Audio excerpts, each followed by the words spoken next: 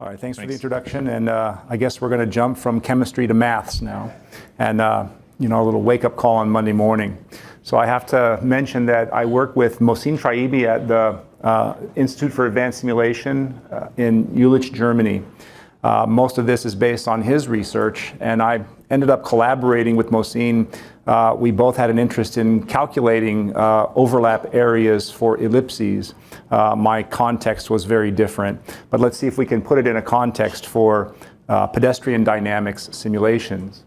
So most models will simulate the space of a pedestrian in various ways, but I think all of the models have in common that the space representation of a pedestrian is radially asymmetric, and it also, the shape of that particular envelope would be velocity dependent. And so just in a frame capture here, you can see some pedestrians walking along, and their envelope might look different according to how fast they're walking.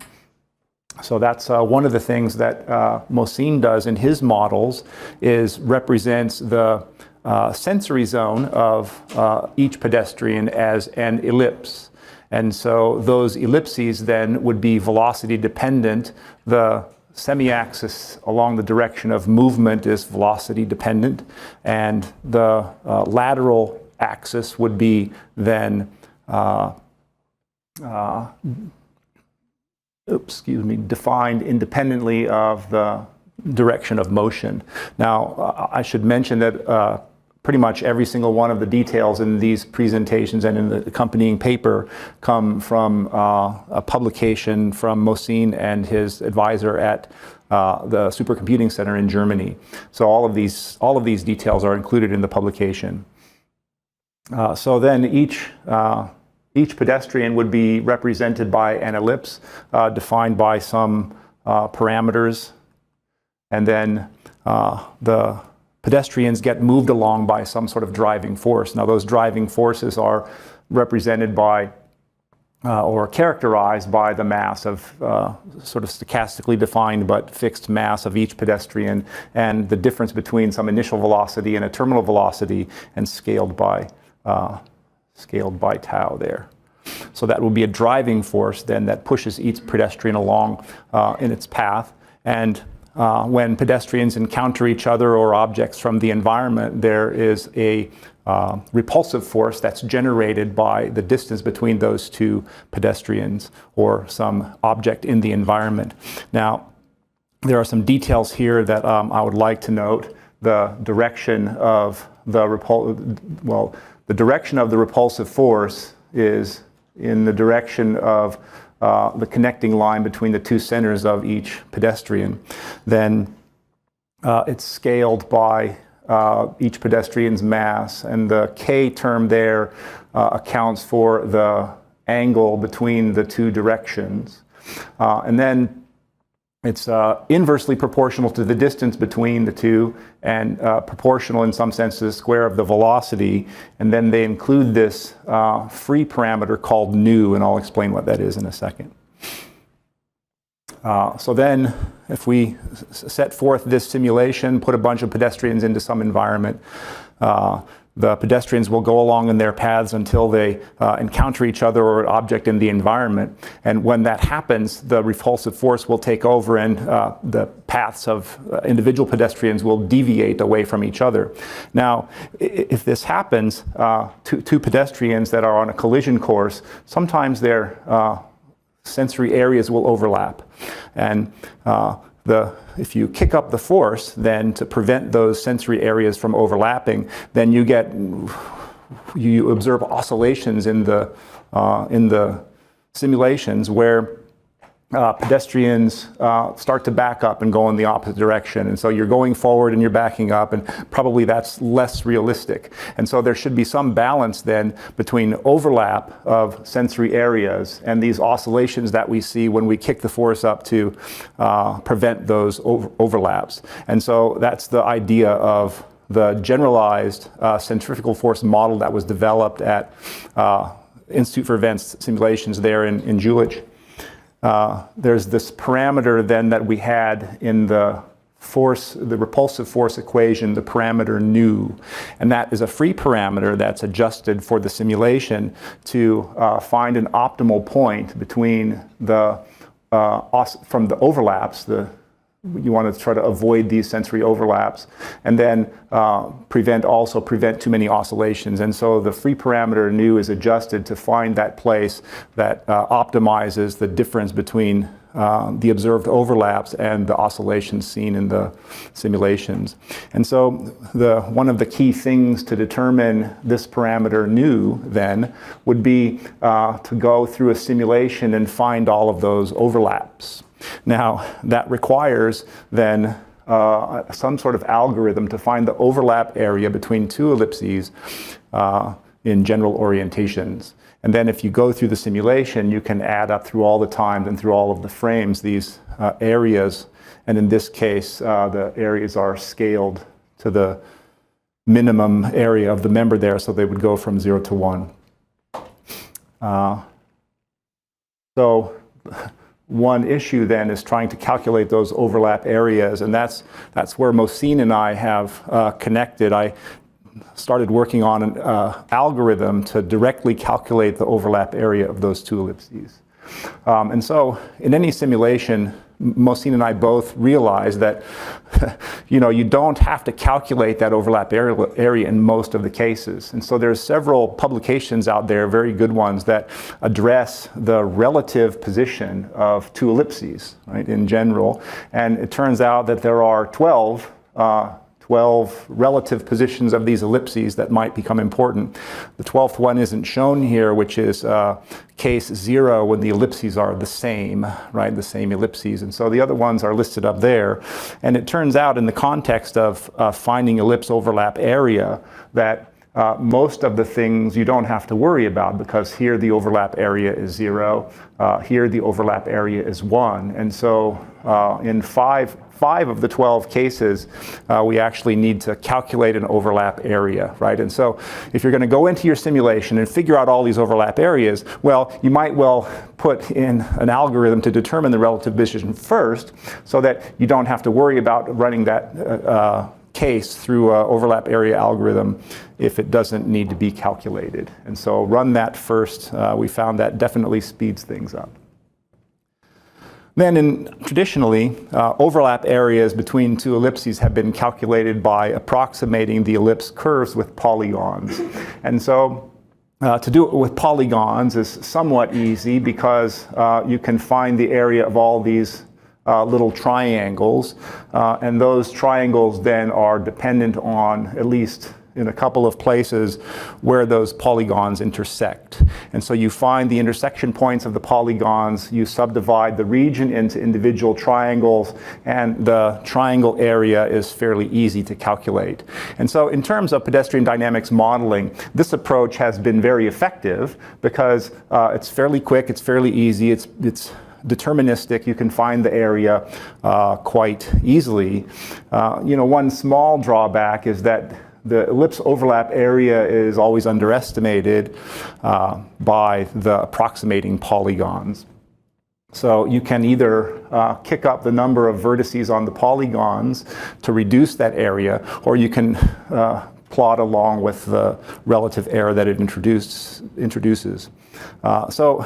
One of the things that Mohsin was working on then was is there a way to calculate the overlap area between two ellipses? And so that's what I was working on too, also, to try to speed up simulations. And so we started thinking about using the Gauss-Green formula to calculate the area of overlap. Now, Gauss-Green is, here's the formula, so we had to have our little maths in here. And if you think about this formula, what it's really saying is, if I have a vector that starts at the center here and ends there, and then you let the end of that vector run around the curve that you want to find the area of, the area is swept out by that vector. That's what the Gauss-Green formula is. And we've just worked through here what the formula is with the parametric form of an ellipse, and we come up with the known formula for the area of an ellipse, right? And so we'll apply that then to an ellipse sector area. And so if I don't want to find the area of the entire area of the ellipse, I want to find it between 2 points, I can let a vector run from there to there and let the vector sweep out an area here. And so this is what the Gauss-Green formula would give us for a sector area in an ellipse. So we take that then and define the area of a segment of the ellipse as the purple area there. The sector would be including this triangle, but if I want just the segment, I calculate the sector and then I subtract out the triangle, or I add in a triangle depending on where those points are from the start to the finish.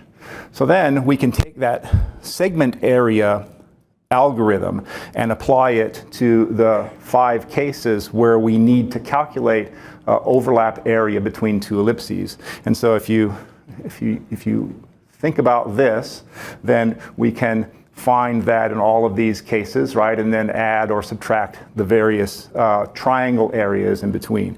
And so we can use that segment area to find the overlap area between 2 ellipses. Once again, it depends on finding the intersection points of those curves. Now,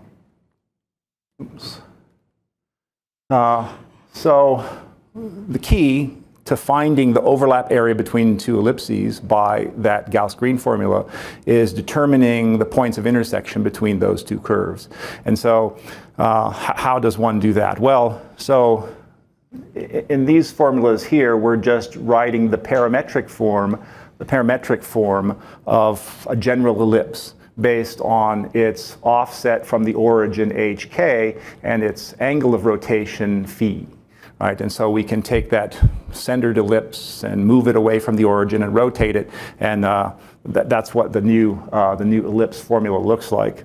So what's next then is we take that implicit form and take the parametric form and find an implicit polynomial form for the very same curve, right? Now that it looks kind of messy, but it isn't really. And the reason that we put it into that implicit form is so that we can solve 2 implicit polynomials in a simultaneous way.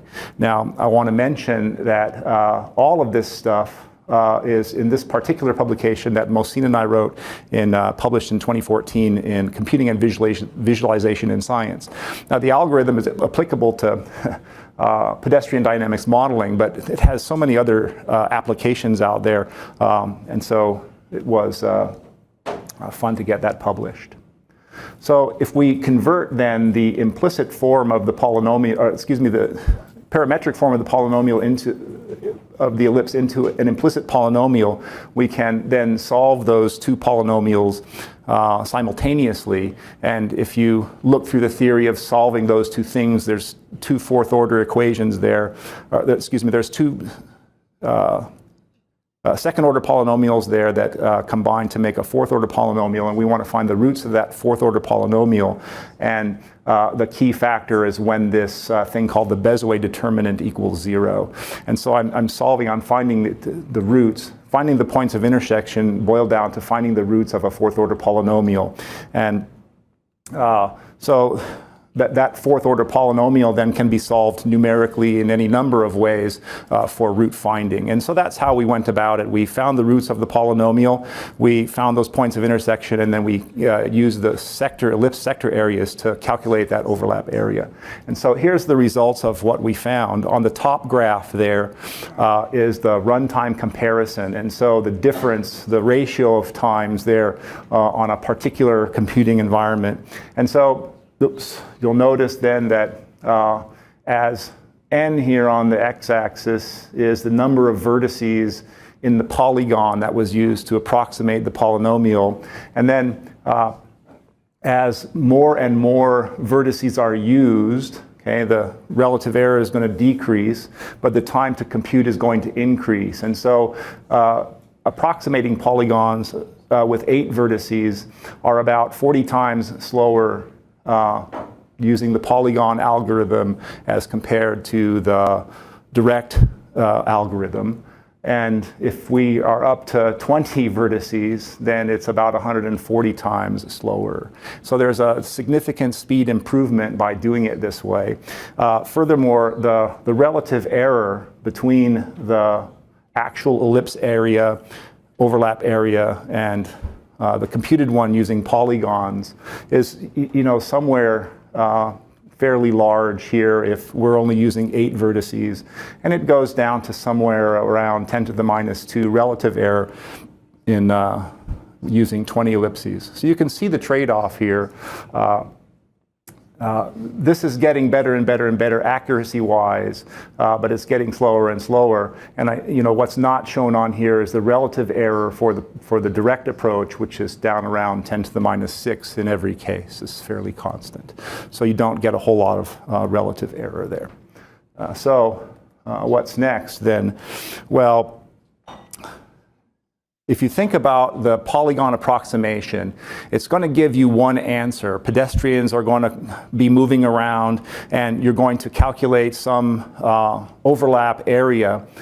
If you calculate the same exact interaction with the direct method, it's going to give you a different overlap area, and so the resulting paths of the pedestrians are going to be different. And so our initial thought was, well, how do we compare one simulation to another? And it sort of falls in the subset of validating the entire model perhaps against measurements or experiments. And so one of the things that we did then was to validate that new algorithm was think about, well, how do we validate pedestrian dynamics models in general?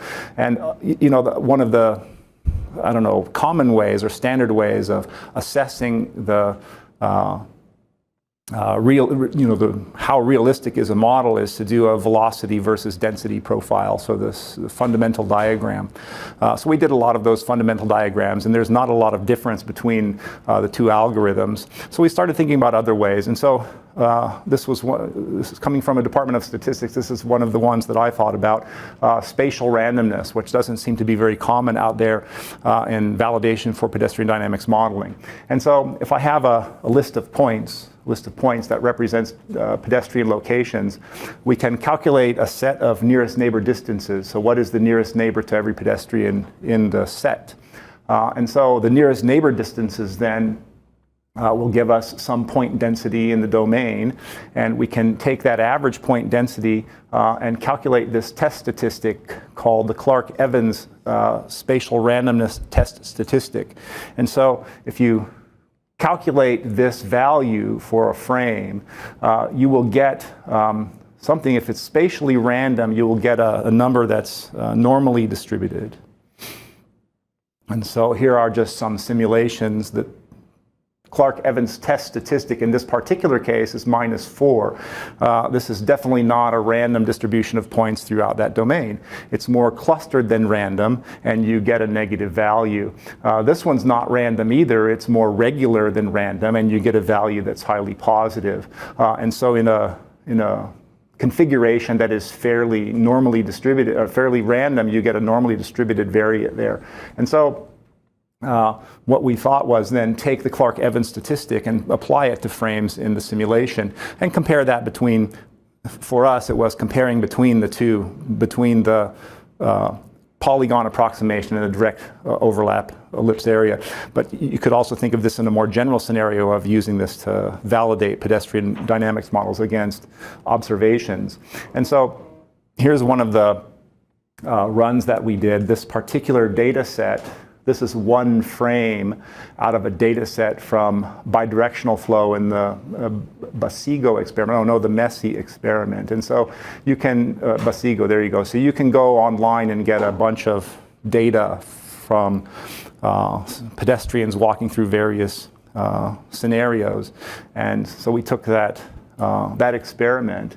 This is a single frame, but we calculated the Clark-Evans statistic for every frame in this particular experiment, and you can see that the Clark-Evans statistic then is more positive than negative. And if we go back then to this slide, it's more closer to this scenario than this scenario. if we're comparing to random. And so then the next step for us would be to, for us, we compared the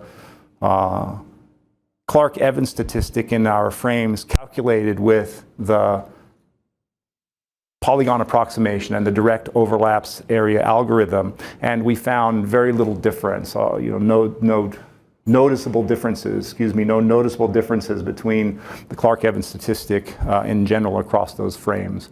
So we thought, well, now we're going to go back and compare these frames to actual experiments and see how that goes. So that was our experiment. This is a frame from one of those experiments. This is cross corridor. We used bidirectional flow, but that's from the Basigo experiment.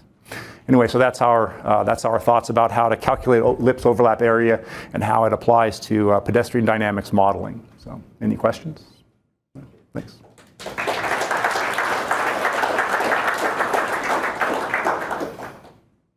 Thank you very much. Any questions from the audience? Ellipses? Intersections? Randy. Hi, thanks for your talk. So does this intersection algorithm work also in 3D for ellipsoids? I have not done it that way, right? I mean, is there an extension of Gauss-Green formula to 3 dimensions? That would be the basic question. And if there is, and I don't know the answer to that, then it could probably work. Okay. Any other queries?